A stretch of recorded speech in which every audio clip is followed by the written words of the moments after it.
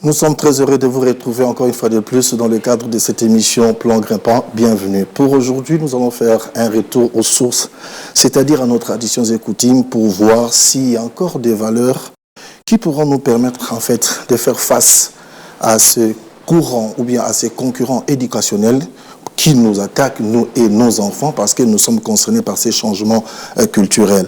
Alors, pour aujourd'hui, nous allons consulter en fait la communauté Nandé, qui est en fait une communauté de la République démocratique du Congo, qui occupe le nord-est de la République démocratique du Congo, pour voir en fait dans le système éducatif Nandé, quelles sont les valeurs qui pourront nous permettre bien sûr à bien agir dans le siècle présent, mais dans notre époque. Pour cela, nous avons comme invité les présidents honoraires de la communauté Nandé Limété, à la personne de M. Jean Bosco Kavuluko, c'est ça? Kavuluko, tu vas bien le dire. Avec lui, nous allons en fait essayer de pénétrer dans le temps qui nous est donné les systèmes éducatifs Nandé de l'enfance jusqu'aux jeunes gens. Bonjour, M. Jean Bosco. Bonjour. Nous sommes très heureux de vous retrouver, surtout que nous savons que vous êtes très concernés par rapport bien sûr à ce qui se passe à l'Est. Vous savez que tous les Congolais et les Kinois en particulier sont de cœur avec leurs frères de l'Est. Comment ça se passe là-bas avec les enfants? Vous savez, comme toute personne, comme toutes les nations, les enfants sont des patrimoines que chaque parent doit garder avec beaucoup de jalousie. Les affaires, chez nous, chez les Mounandé, c'est vraiment le premier patrimoine que nous avons. Avant d'avoir autre chose, on est figé d'abord à avoir un affaire. Vous pouvez avoir autant de millions, si vous n'avez pas d'affaires. C'est comme si ces millions n'ont pas d'intérêt. Alors, les affaires, chez nous, chez les Mounandé, comme vous l'aviez dit, chez les Mounandé, le Mounandé a un système peut-être qui est comparatif, qui est peut-être égal aux autres. Chez les Mounandé, les affaires sont éduqués de telle manière que la famille puisse continuer, que la famille ne puisse pas être en désordre et que la famille soit toujours respectée. Parce que quand vous avez un enfant qui n'est pas éduqué, c'est toute la famille qui est jouée à la rue. Alors, nous sommes tenus à garder la civilisation comme nous ont légué nos ancêtres. Et jusqu'aujourd'hui, c'est là continue de la manière où nos ancêtres nous ont laissé la civilisation. Ok, on va pénétrer vraiment en tout cas les systèmes éducatifs. Quand on parle des systèmes éducatifs, je vois en fait tout ce qui concerne l'éducation, surtout au niveau de la famille. Alors, chez les Nandé, est-ce que vous avez la même considération entre les filles et les garçons? Ils ont la même valeur ou bien il y a des nuances ou bien des différences dans la considération que vous avez par rapport à ces deux sexes? Chez les Mounandé, les deux sexes sont égaux. Ils sont égaux de telle manière que chacun... Là, je parle d'une manière traditionnelle. Hein, oui, d'une manière traditionnelle. Bon, effectivement, il y a des différences. Il y a des différences. Vous savez que chez les garçons, il y a autre traitement et chez les filles, il y a autre traitement. Cela n'a pas échappé au Nandé dans la coutume chez les uns où on disait, bon, les filles, peut-être, bon, pour l'éducation, par exemple, à l'école, c'est plus les garçons que les filles. Mais il est arrivé un moment, les gens ont compris que non. Tous les enfants sont égaux. Oui, justement, je vais revenir là sur ça. Alors, quelles sont les différences en fait particulières entre les filles et garçons dans leur croissance qu'on ne retrouve pas peut-être qu'on retrouve chez les Nandés, mais qu'on ne retrouve pas peut-être dans une autre tribu? Bon, je serai focalisé sur les Mounandé parce que bon, c'est à force peut-être de voyager que je peux savoir ce qui se passe dans notre tribu. Oui, mais pour les Nandé, les garçons par exemple, chez nous, l'éducation en soi est confié aux ongles. Aux hommes. Aux ongles. Ce sont les ongles qui... Okay. Oui, ce sont les ongles. Donc, si un enfant est mal éduqué, c'est du côté de l'ongle qu'on doit demander... On a parlé de l'ongle maternel? L'ongle maternel, pas du côté paternel. Donc, c'est du côté maternel. Qu'il soit fille ou garçon, ce sont les oncles qui s'en occupent. C'est un peu comme ça. Chez nous, c'est comme ça. Alors, je ne sais pas si c'est comme ça que ça se passe dans d'autres tribus, mais chez les Mounandé, si vous êtes marié, vous avez des enfants. Donc, l'enfant a au moins 80%, il doit avoir au moins 80% de l'éducation venant de la maman. Vous êtes matriarcat dans ce cas? Non, nous sommes patriarcat. Mais l'éducation a été donnée plus à la famille, à la dame, parce que ce sont les mamans qui restent plus d'état avec les enfants. à la maison. Donc c'est presque un peu partout. Bon, nous les hommes, nous on quitte, ce sont les mamans qui restent avec les enfants. Et raison pour laquelle on confère l'éducation aux côtés de la maman. Et il y avait une raison par rapport à ça, c'est ce que vous avez dit, il y a encore une autre raison qui justifie, mais qui explique ces comportements, c'est-à-dire que l'enfant doit être éduqué par ses oncles. Oui, effectivement, c'est comme je venais de vous dire, il y a la maman qui reste avec les enfants pendant au moins 80% de la journée. Le papa ne peut venir qu'ajouter peut-être quelque chose pour voir si l'enfant est sur la ligne droite. Mais la plus grande partie, c'est l'oncle. Et coutumièrement, chez nous, quand on voit qu'un enfant est en train de déraper, la plupart des fois, on doit l'amener dans la famille de sa maman, donc chez les oncles. Et ce sont les oncles qui vont encore redresser là. Et dans ce cas, la responsabilité des parents, des papas, c'est quoi? C'est aller au champ, aller à la chasse, puis revenir tout simplement. Sa responsabilité par rapport à l'éducation. Les enfants, ils sont éduqués de telle manière qu'ils soient derrière les parents. Si le papa est cultivateur, il doit éduquer ses enfants de telle manière qu'ils soient aussi cultivateurs. Et à quel moment, à quelle tranche d'âge le papa va prendre maintenant en charge, bien va prendre son enfant pour l'initier, par exemple, au chant? Parce que là, l'enfant est entre les mains de la maman. Oui. On suppose qu'il n'y a pas l'école. On suppose qu'il n'y a pas l'école système européen. On suppose qu'on est dans les villages. L'enfant grandit encore avec maman, tous les enfants. Papa va seul. Au fur et à mesure, l'enfant grandit. À quel moment papa commence maintenant à prendre l'enfant pour l'amener au champ ou bien à la chasse? À quel âge précisément? Pour le Mounande, je serai un peu clair. Pour le Mounande, si la famille est d'une profession cultivateur, en tout cas, c'est papa et maman qui vont au champ. Parce qu'il n'y a pas d'autre activité. Ils vont au champ et au fur et à mesure que les enfants grandissent, vous partez avec tous vos enfants au champ. Si vous se distraire au champ, vous êtes avec eux là-bas. Si vous êtes éleveur, vous partez avec votre bétail et les enfants, les garçons, la plupart des fois, ce sont les garçons qui vont être initiés pour garder le bétail et les filles seront aux côtés de leur maman, du côté des sarclages des champs. Comme ça. Alors, comment est-ce qu'il sépare la petite enfance avec l'adolescence et la jeunesse au niveau de l'éducation nandé? La petite enfance, c'est vrai que l'enfant, il est tout à 100% dépendant de ses parents. Il commence à grandir, il devient un enfant, la dépendance diminue jusqu'à ce qu'il deviendra jeune. Comment est-ce que vous avez subdivisé ces tranches d'âge-là par rapport aussi aux occupations que vous confiez aux enfants? Pendant que vous êtes dans vos occupations, il y a le jeune, comme nous venons de dire, il y a des sexes, il y a les filles et les garçons. Il y a des moments où le papa va s'occuper des garçons pour les initier de ce que devront faire dans leur croissance. Là, c'est à quel âge? Oui, au niveau, on ne peut pas vraiment...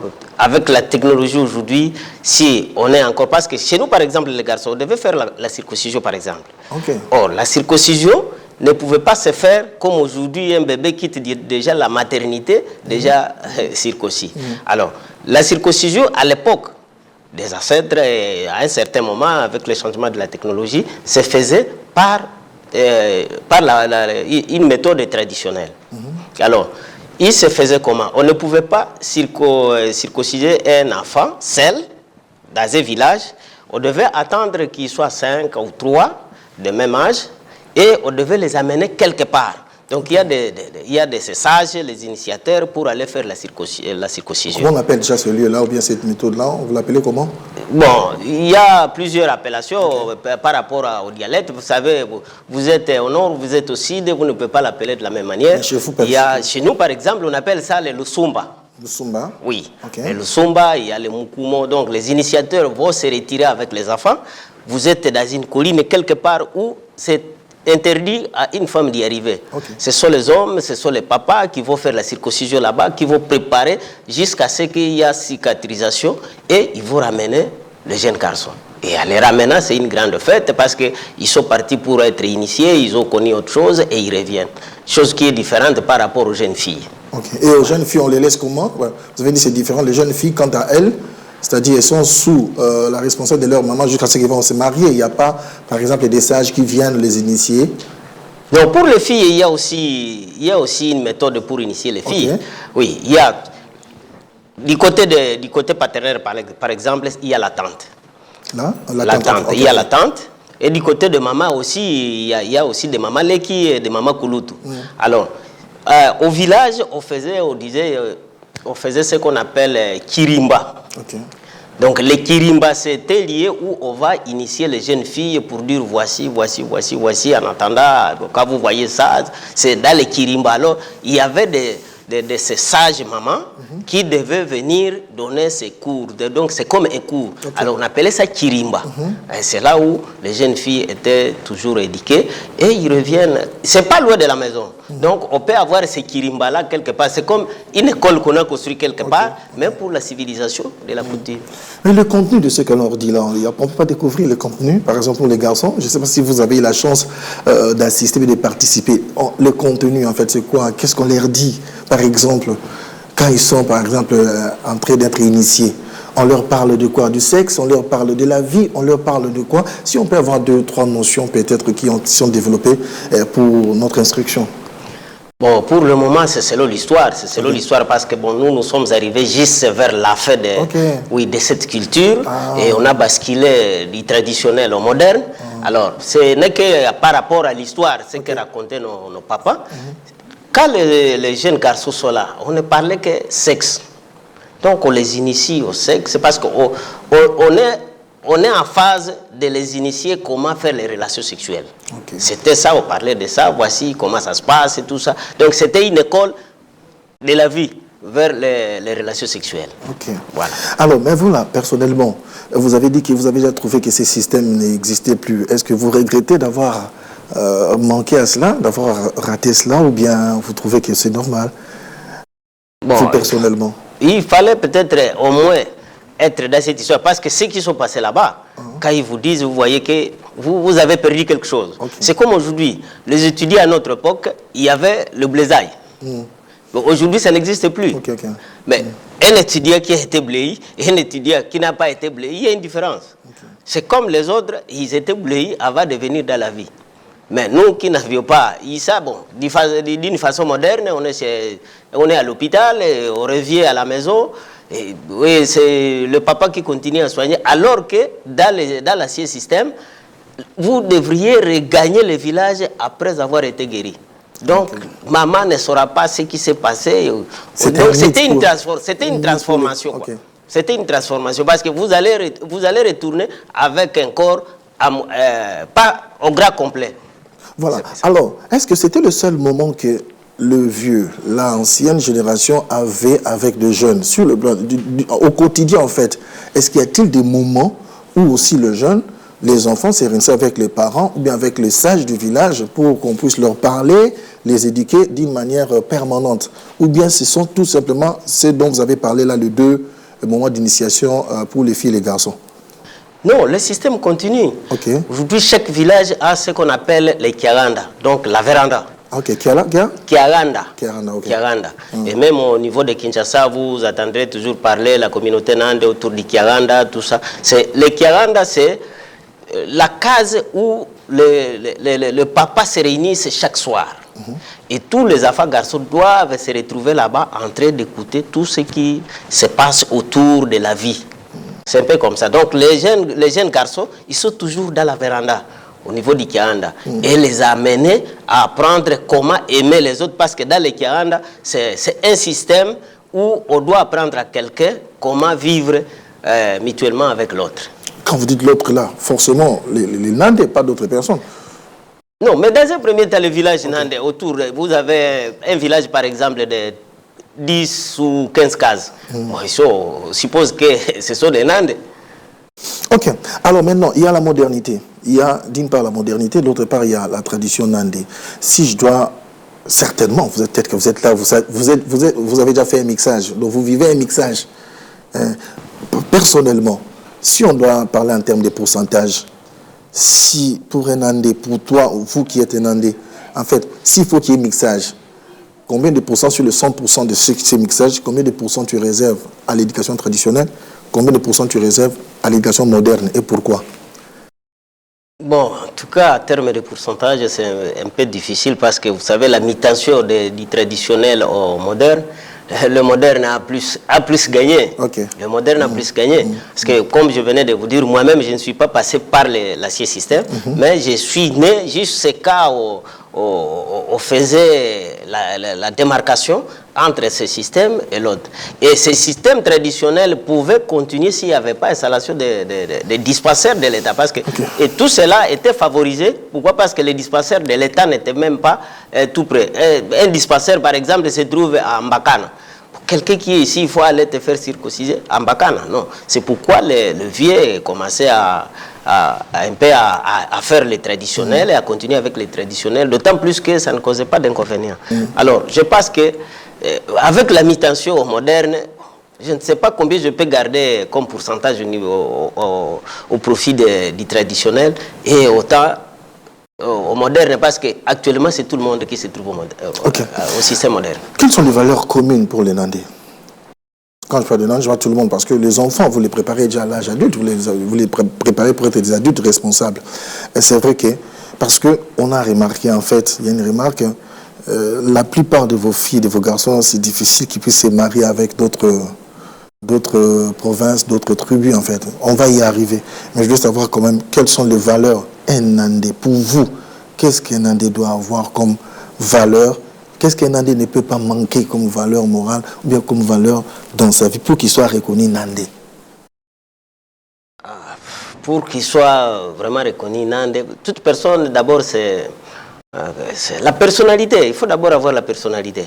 Il faut être au moins sérieux dans la vie pour qu'on puisse savoir, qu'on puisse mettre un cas, qu'on ne puisse pas mettre un cas sur toi parce que soit tu es sous l'art, mais qu'on puisse mettre un cas sur toi parce que tu es sérieux dans tes affaires. C'est un peu ça. En tout cas, c'est ce qui caractérise les Mounandais. Les Mounandais aiment être un peu tout droit. Bien qu'il y a des dérapages, il ne manque pas. Il y a des règles. Il n'y a pas de règles sans exception. Mais les Mounandais, dans son primaire, c'est d'abord être correct et être très, très droit. Et si ces enfants doivent déraper, c'est vraiment... Pour nous, ça donne une frustration à la famille. À la valeur de l'enfant, nous mettons une très grande valeur à l'enfant. Et nos enfants, aujourd'hui, nous sommes en train un peu d'arriver à une situation qui nous rend mal à l'aise, de telle manière que ça fait au moins, je peux dire 20 ans, que nous ne sommes plus un peu capables d'apprendre nos enfants nos langues maternelles. Les Swahili, ce n'est pas la langue maternelle nandais? Non, les Swahili, ce n'est pas la langue maternelle. Nous avons notre langue maternelle qui est le Kinandé. Alors, les enfants que nous produisons ici en ville, en principe, ils doivent connaître notre langue. Parce que la langue, c'est une arme. C'est une arme. C'est une arme pour combattre. Quand vous ne connaissez pas votre langue maternelle, on peut venir vous récupérer quelque part sans que vous l'ayez connu. Alors, dans ce cas, c'est une difficulté. Quelles sont les mesures, quelles sont les précautions que vous prenez pour résoudre ces problèmes? C'est vraiment un vrai problème. À voir aussi tout ce qui se passe à l'Est, là, c'est vraiment un vrai problème. Je pense que la langue, comme vous l'avez dit, c'est vraiment une très grande arme. Et vous avez remarqué ces difficultés. Vous avez pris quelles précautions et quelles solutions? Nous sommes en train de nous battre au sein du Kiaganda, Kinshasa. On est en train de se battre pour voir comment créer une école où on va apprendre les enfants, tous les enfants qui sont nés ici à Kinshasa, les apprendre la langue. Sinon, il était facile, je vous dis, nous sommes en tout cas aux environs de 20 ans aujourd'hui, que nos enfants, donc quelqu'un qui est né il y a 20 ans, donc il peut peut-être savoir la salutation tout simplement. Mais si vous allez à la deuxième phrase, il est bloqué. Alors, nous avions le système de ramener les enfants au village pendant toutes les vacances. On devait ramener les enfants au village. Et chacun devait faire un effort, avoir quelque chose pour amener ne fût-ce que 2 enfants chaque fois qu'il y a congé au village pour aller savoir. D'abord, ça c'était primo pour aller savoir les grands-pères, les tantes, les mamans Koulou, tous les autres. Ça c'était le primaire. Et aller parler la langue. Et quand les enfants revenaient, vous, le parent, vous commencez à parler avec les enfants la langue maternelle. Et cela se faisait régulièrement. Mais comme ce qui se passe, comme vous n'êtes pas sans ignorer ce qui se passe à l'Est, même si vous avez de l'argent, aujourd'hui, personne ne s'engage à amener les enfants au village. Et les enfants, vous les trouvez comment quand vous leur proposez en fait l'apprentissage de la langue nandais? Ils sont indifférents ou bien ils sont quand même intéressés? Bon, il y a de ceux qui sont intéressés, il y a de ceux qui ne sont pas aussi intéressés. Quand ils voient que bon, parler la langue maternelle, c'est comme être, je ne sais pas, un villageois ou tout ça. Il y a de ces gens-là. Mais il y a de ces enfants qui aiment aussi parler leur langue maternelle. C'est pourquoi les Kanda a essayé de voir si on peut créer une école au niveau de Kinshasa. Alors, le problème maintenant se pose au niveau de la localisation parce que nous sommes éparpillés sur toute l'étendue de la ville. Bon, un enfant qui se trouve en Kisuka, vous mettez l'école par exemple à la Victoire. L'autre se trouve à la Célé là-bas. Vous voyez, amener les enfants et ça sera combien de fois par semaine? C'est un peu ça, on est en train de calculer comment le faire. Est-ce qu'il faut le faire par circonscription ou le faire par commune? Et les instructeurs, on ne peut pas les manquer, mais c'est peut-être le frais de fonctionnement et les liés. Alors, revenons maintenant à cette question que j'avais déjà essayé d'effleurer. On a remarqué en fait les noms de ces maris entre eux. À moins que je me trompe. Vos filles et vos garçons de ces maris entre eux, c'est difficile de trouver un nom de ces maris avec une autre tribu. C'est dû à quoi? Au premier moment, ce que vous dites est vrai. Mais on a dépassé cette étape. Okay. On a dépassé cette étape. Et on ne se mariait pas avec d'autres tribus telles que vous venez de le dire. Il y avait des raisons. Okay. Il y avait des raisons. Parce que chez nous d'abord, si vous êtes dans une famille royale, ce sont les oncles qui viendront avec la couronne si ton fils doit être roi.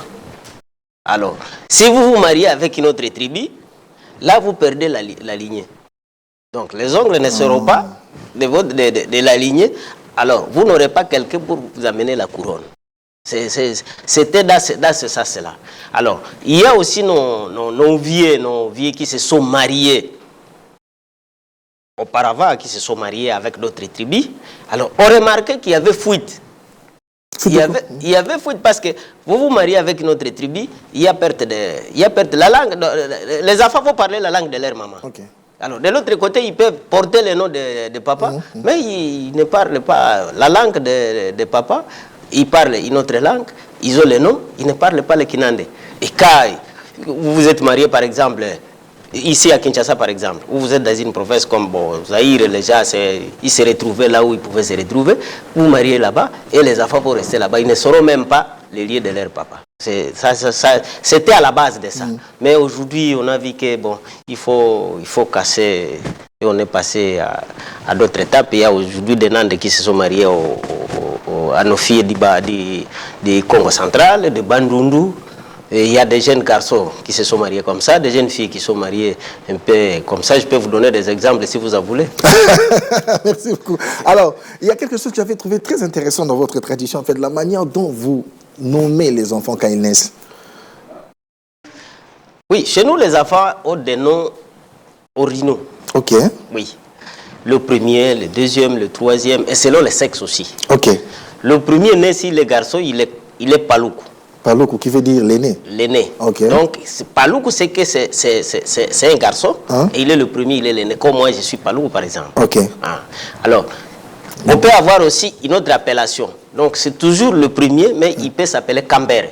Cambere. Oui. Cambere ou bien Cambere? Bon, ça dépend de la prononciation, mais vous pouvez l'appeler Cambere ou bien Cambere, ça dépend de la prononciation. Okay. Mais nous appelons Cambere. Cambere ou Paloukou, là c'est l'aîné. Oui, ça c'est l'aîné. Vous pouvez aussi l'appeler Nzanzu. Nzanzu. Voilà. Toujours l'aîné. Oui. Donc il y a trois noms pour Il y a trois noms, ce sont des aînés. Alors, le Nzanzu, on peut attribuer le nom de Nzanzu soit à une fille, soit à un garçon. Okay. Mais le Paloukou. Oui, le pseudo, c'est pour savoir que c'est l'aîné. Ok.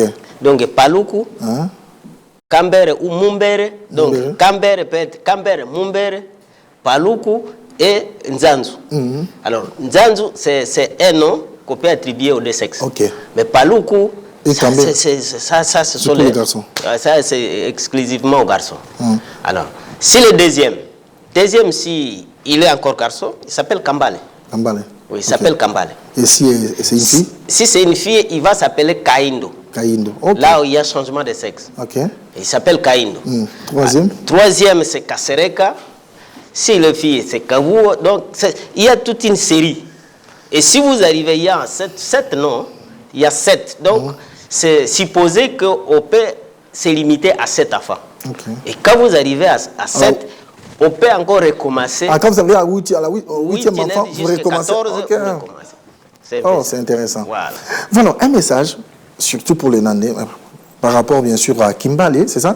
Par rapport à ce qu'on a dit, vous voulez... Les Kirimba. Voilà. lieu d'éducation pour, tu les jeunes filles. Si tu peux avoir un message à lancer à tous les Nandais pour les mobiliser en fait à faire ce travail. Bon, je dirais à mes frères de continuer toujours avec l'éducation parce que les enfants sont des patrimoines que nous avons et de continuer cette éducation-là. Comme aujourd'hui, les Kian est en train de se battre pour qu'on puisse avoir des écoles qui nous apprennent notre langue maternelle parce que nous sommes à perte de vitesse aujourd'hui. Nous sommes à perte de vitesse. Et si après peut-être 25 ans, vous allez voir qu'il y a plus de Nandais.